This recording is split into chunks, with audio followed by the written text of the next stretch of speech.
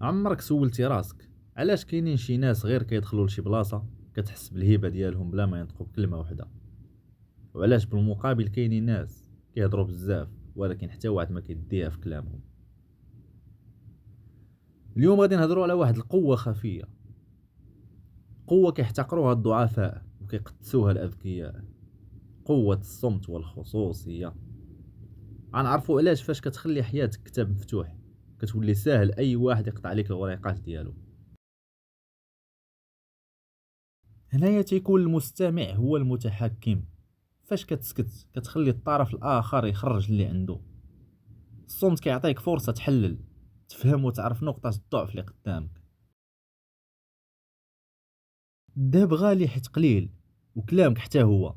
الا كنتي كتهضر بزاف الكلام ديالك كيولي رخيص. فاش كتولي قليل الكلام نهار كتحل فمك كلشي كيسكت باش يسمع. شحال من مره قلتي شي حاجه وندمتي عليها؟ الصمت هو الفلتر اللي كيحميك من الزلات.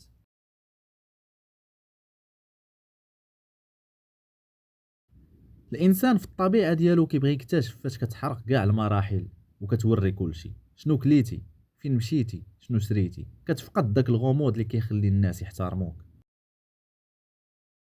علاش كيقولوا استعينوا على قضاء حوائجكم بالكتمان؟ حيت الطاقه ديالك خاصها تمشي للفعل ماشي للهضره. الهضره على الاهداف كتعطي للدماغ واحد الشعور مزيف بالانجاز وكتخليك تعجز. العين والحسد بمنظور سيكولوجي ماشي ضروري نهضروا على الغيبات، ولكن فاش كتوري نجاحك للناس باقين كيعانيو كتخلق طاقة سلبية وتوقعات من الناس يقدروا يعرقلوا طريقك. قاعدة الثلاث ثواني. قبل ما تجاوب على أي سؤال تسنى 3 ديال الثواني. هاد الحركة كتعطيك هيبة وكتحسس اللي قدامك باللي كلامك موزون. ما تبررش بزاف. الناس اللي كيشرحوا بزاف كيبانوا ضعاف. لا، هي جملة مفيدة وما كتحتاج تبرير طويل.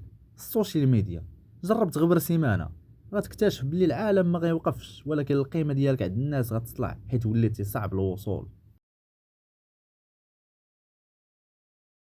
قوة الصمت ماشي غير مع الناس بل حتى مع راسك. كيفاش تسكت داك الضجيج الداخلي ديال شنو غيقولوا عليا؟ الناس اللي كيعرفوا يسكتوا هما اللي كيقدروا يركزوا على الايكيجاي ديالهم. الصمت ماشي هو الضعف وماشي هو الانطوائية. الصمت هو اختيار الاذكياء اللي كيعرفوا باللي الكلام فضة والسكوت ذهب بصح. ابتداء من دابا جرب تنقص الهضره ب 30% وشوف كيفاش حياتك وتعاملك مع الناس غيتغير. الا وصلتي لهنا كتب كلمه صمت في التعليقات باش نعرفك من الناس اللي باغيين يغيروا حياتهم. وما تنساش الخصوصيه هي الحريه.